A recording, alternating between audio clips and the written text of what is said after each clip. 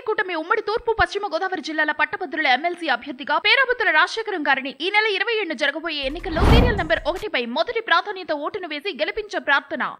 Unstoppable ప్రోగ్రామ్కి వచ్చారు, అందరూ చూసారు. ఈ రోజుల్లో ఒక ఫేమ్లో ఉన్న హీరో అంటే like global star Ram Charan గారు, ఒక హీరో ఒక ప్లేస్లో ఉంటే తన బాడీ గార్డ్స్ కూడా ఒక నార్మల్ పర్సన్ని రానివ్వట్లేదు. కానీ రామ్ చరణ్ గారు మీరు హక్ చేసుకుంటే ఒక రకమైన భావోద్వేగానికి గురయ్యారు. ఒకసారి మీరు మీ మాటల్లో ఆ ఫీలింగ్ చెప్తారా? ఎందుకంటే 17 రోజుల పాటు చావు బ్రతుకుల్లో ఉన్న నా భార్యకి రోజుకొక స్పెషలిస్ట్తో, అంటే ఫారిన్ డాక్టర్స్ కూడా ఒకళ్ళిద్దరు చూశారమ్మా. అంటే మా అదృష్టం ఆ టైంకి వారు కూడా రావటం, అలా విఐపి ట్రీట్మెంట్తో నడుస్తూ 17 రోజులకి పునర్జన్మనిచ్చి మళ్ళీ నా భార్యని నాకు అప్పచెప్పారు చరణ్ బాబు ఉపాసనమ్మ. మరి అన్నయ్య మెగాస్టార్ వారసత్వంగా వాళ్ళు అలా చేస్తే మాకు అక్టోబర్ 2వ తేదీ డిశ్చార్జ్ ఇచ్చారు 2023. అప్పుడు నేను స్వామినాయుడు గారిని అడిగా, ఏమండి మా కుటుంబం అన్నయ్యకి, నా వదిన గారు, తర్వాత చరణ్ బాబుకి ఉపాసనమ్మ గారికి కృతజ్ఞత తెలియజేసుకుంటామండి అని అడిగితే, వారు బిజీగా ఉన్నారండి, అవకాశం ఉన్నప్పుడు మీకు చెప్తామని అన్నారు. అప్పటి నుంచి నాకు కుదరలేదు ఇంకా, ఎందుకంటే వారు బిజీ ఉన్నారు. ఆ పరిస్థితుల్లో మేము అలా ఎదురు చూస్తూ ఉన్నాము ఎప్పుడు అవకాశం దొరుకుతుందా అని. ఈ ఆహా అన్స్టాపబుల్ వల్ల వాళ్ళ పిక్చర్ అయితే చరణ్ బాబు ఉంటారని తెలియదమ్మా. అది గేమ్ చేంజర్ ఏదో రిలీజ్ ఉంది కదా, దానిలో భాగంగా నిర్మాత డైరెక్టర్ ఇంకా సంథింగ్ ఎవరైనా వస్తారేమో, ఆయన బిజీ ఉన్నారనే దీంతో నేను అలా అనుకున్నా. తెరసు చరణ్ బాబు ఉన్నారు అక్కడ. ఈ బాలకృష్ణ గారంటే మనకు తెలిసిన విషయమే, ఆయన యాంకరింగ్ అదంతా ఎంతో లైవ్లీగా చేస్తారు. అలా అక్కడికి వచ్చినప్పుడు పైకి నన్ను పిలిచినప్పుడు బాలకృష్ణ గారు శంకర్ మహంతి అని వెళ్ళినప్పుడమ్మా, అంతకాలంగా అన్ని మాసాలుగా నాలో ఉండిపోయిన కృతజ్ఞతని, ఆ బాబుకి వయసుకు చిన్నాడైపోయాడు, పాదాలకి నమస్కారం చేయటం కరెక్ట్ కాదని ఇక వెంటనే గుండెలకు హత్తుకున్నాను. అక్కడిక అంత ఒక్కసారిగా నాలో ఆ ఆనందం అదంతా దుఃఖంగా వచ్చేసింది. ఇప్పుడు కూడా మీ కళ్ళల్లో తెలుస్తుంది సార్ దుఃఖం. అంతసేపు ఆ రామ్ చరణ్ గారు నన్ను ఓదారుస్తూ ఆయన నా వీపుని నిమ్మరటం, ఇదంతా చూసిన ఆ బాలకృష్ణ గారు కూడా అవి ఆనంద బాష్పాలని ఆయన అంటాం. అదొక మధురమైన అనుభూతి అమ్మ. నా గుండె చప్పుడు మొత్తం చరణ్ బాబు విన్నారు, అంతకు మించి ఇంకా నాకేం కావాలి. వాళ్ళ ఫ్యామిలీని తలుచుకుంటే మీకు ఏమనిపిస్తుంది సార్? మెగా ఫ్యామిలీని తలుచుకుంటే మీకు ఏమనిపిస్తుంది? అంటే మీకు చెప్పలేని సాయం చేశారు వాళ్ళు. ఏంటంటే మామూలుగా చెప్పలేని సాయం అనటానికి చాలదమ్మా. నా భార్యకి చావు బ్రతుకుల్లో ఉంటే పునర్జన్మనిచ్చారమ్మా, అది ఎంతటి సాయం అమ్మా, మామూలుగా అవుతుందా? అపోలో లాంటి పెద్ద హాస్పిటల్లో మరి ఒక ఫారిన్ డాక్టర్స్తో స్పెషలిస్టులతో చూపించడం అంటే నా స్థాయి వాడికి సరిపోయేదమ్మా. అది అంతటి సహాయం, అది మామూలు మాటల్లో చాలదు. అది అంత చేసిన నాకు ఇక అన్నయ్య గారితో సినిమా పరంగా నేను తెలీదు, చరణ్ బాబు అన్నయ్యతో ఆచార్య సినిమాలో పాల్గొనడం జరిగింది. ఇది 2021. కానీ నా భార్యకు వచ్చిన ఇబ్బంది 2023.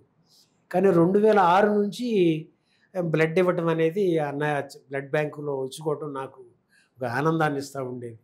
2009కి ఆర్టిస్ట్కి ఇక్కడికి వచ్చేసాను కదా, 3 నెలలకు ఒకసారి రెగ్యులర్గా ఇష్టం బిగించేశాను. ఇచ్చిన ప్రతిరోజు నా మనసుకి ఆనందం, ఆత్మసంతృప్తిగా నిద్రపోయేవాడినమ్మా. అలా నా ఆత్మసంతృప్తి కోసం నేను ఇచ్చుకున్నాను, అలా జరుగుతూ వచ్చింది. అది ఈ రూపంలో సహాయం అందింది అని ఆనందం. అసలు 17 రోజులు అంటే తక్కువ రోజులు కాదు. ఒక అపోలోలో 17 రోజులు ట్రీట్మెంట్ అంటే అది చాలా ఖర్చుతో కూడుకున్న విషయం. అలాంటిది 17 రోజులు కూడా ఒక్క రూపాయి కూడా తీసుకోకుండా మీ వైఫ్కి పెద్ద పెద్ద టెస్టులు కానీ ఏనా కానీ చేశారు రామ్ చరణ్ అండ్ ఉపాసన. పునర్జన్మ బతికించి ఇచ్చారు నాకు.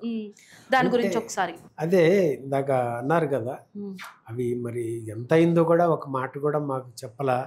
అడిగితే కూడా మాకు పైనుంచి ఫోన్ అండి, మీరే ఆందోళన పడుతూ మీరు అలా ఉండండి అని చెప్పారమ్మా. ఇందాక అన్నారు మీరు ఆ కుటుంబాన్ని తలుచుకుంటే మీకు ఏంటని. ఇందాక అరుణాచలం రమణ మహర్షి ఆ తండ్రి ఆశీస్సులతో అనుగ్రహంతో అరుణాచలంలో 9 మాసాలు 18 రోజులు అక్కడ ఉండి వచ్చిన వ్యక్తిగా నేను స్వచ్ఛంగా చెప్పాలమ్మా. ఆ అన్నయ్య కుటుంబం తలుచుకుంటే ఆ పద్మవిభూషణుడు ఆయన ఒక మంజునాథు వేషం చేశారు, కానీ ఆయన నటరాజ అంశ కారణ జన్ముడు శివయ్య నాకు సురేఖమ్మ గారు, వదినమ్మ పార్వతమ్మ, చరణ్ బాబు ఆయన వినయం, ఆ విధేయత, ఆ సంస్కారం, ఆ జ్ఞానం ఆయన చూస్తే నా కుమారస్వామి అనిపిస్తారమ్మా. అలాగే ఉపాసన గారు కూడా వల్లీదేవిగా, మరి ముగ్గురు అమ్మల కన్నా అమ్మ మూలపుట్టమ్మ కనకదుర్గమ్మ అంటారు మనాళ్ళు. కానీ చిరంజీవి గారు, నాగబాబు గారు, పవన్ కళ్యాణ్ గారు, ముగ్గురు అన్నలని కన్నా అమ్మ అంజనమ్మ, ఆ మహాతల్లి. వాళ్ళ కుటుంబాన్ని చూస్తే, ఆ మెగా కుటుంబాన్ని ఇందాక మీరు అడిగారు నన్ను, ఆ భావన, ఆ శివతత్వంలో ఆ ఆత్మబంధం, ఆత్మ బంధువులుగా అంత అనుభూతి కలుగుద్దమ్మా నాకు.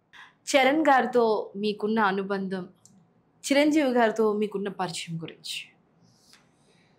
ఈ ఇప్పుడు అంటున్నారు మన ఈ అన్‌స్టాపబుల్ తర్వాత రీల్స్‌గా వచ్చి వైరల్ అవ్వటంతో మీలాగా ఛానల్స్ అందరూ నా నంబర్ ఏదో తెలుసుకొని పిలవటం, ఇలా నన్ను ఇంటర్వ్యూ చేయటంలో మీరు అంటున్న మాటలు బట్టి చూస్తుంటే మీరేదో బ్లడ్ ఇచ్చారు మీకు తిరిగి వచ్చిందా ఇలా చెప్తున్నారు. అది కాదమ్మా, నా ఆత్మ సంతృప్తి కోసం నేను చేసుకున్నాను. అది ఆ అన్నయ్య రూపంలో, ఆ చరణ్ బాబు రూపంలో, ఉపాసనమ్మ రూపంలో మళ్ళా నాకు తిరిగి అందింది. అది వారి గొప్పతనం, వారి ఒక మానవతా దృక్పథానికి, సేవా గుణానికి ఒక అభిమానులుగా ఆ రక్తం ఇచ్చుకున్నందుకు అనేది ఇప్పుడు మీరు చెప్తున్నారు. నా ఆత్మ సంతృప్తికి నేను ఇచ్చుకున్నా. దీనికి మొన్న అన్నయ్య చిరంజీవి గారు మొన్న ఫిబ్రవరి నెల కదమ్మా, 8వ తారీఖున blood donors, out standing blood donors అని ఒక 100 మందిని సెలెక్ట్ చేశారు. లక్షల మంది ఇస్తుంటారు కదా, 20 సార్లు పైబడిగా ఇచ్చిన వాళ్ళ నుంచి 50 సార్లు, 100 సార్లు, 215 సార్లు ఇచ్చిన వ్యక్తులు కూడా ఉన్నారు. అలా వాళ్ళందరినీ ఒక 100 మందిని సెలెక్ట్ చేసి పిలిపించారు. నేను అందులో 21వ ఇచ్చానంట. అలా నన్ను పిలిచారు, నన్ను దగ్గరకు తీసుకున్నారు. ఎలా ఉన్నారు మీ వెంకటదుర్గ, బాగున్నారా, మీ పిల్లలు బాగున్నారని పలకరించారమ్మా. ఇంకా అంతటి బోళా శంకరుడు దీన్ని అడిగితే ఇంకేమిటమ్మా ఆనందం. అలా జరిగినప్పుడు అన్నయ్య నోటి నుంచి ఒక మాట అన్నారు ఆ సభలో, అవార్డ్స్ ఇచ్చే ముందర, ఇది నేను ఏదో ఆశించి చేసింది కాదు, నా కోట్లాది అభిమానులని ఒక సేవా మార్గం వైపు నాతో పాటుగా వాళ్ళని నడిపించాలని ఉద్దేశంతో తలపెట్టాను. కొంతమంది ప్రాణాలు కాపాడడానికి, రక్తం లేక చనిపోయే వాళ్ళ కోసమని. అలా మీరందరూ ఉన్నారనే నమ్మకంతో నేను చేశా. అలాగే మన శంకర్ మహాంతి ఇక్కడే ఉన్నారు కదా, ఆయన మరి ఏం ఆశించి చేశాడు, ఆయన ఎప్పటి నుంచో ఇస్తున్నారు.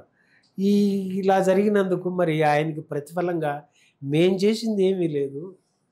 అది భగవంతుడు అంటారా, లేకపోతే దేవుడా, దేవత, ప్రకృతి, ఏమైనా మీరు అనుకోండి, అలా మనకి మంచి జరుగుతుందని నమ్మకానికి ఆయన మనకు ఉదాహరణ అని అన్నయ్య నోటితో బోళా శంకరుడు చెప్పారు. అంతకు మించిన ఆనందం ఏం కావాలి నాకు.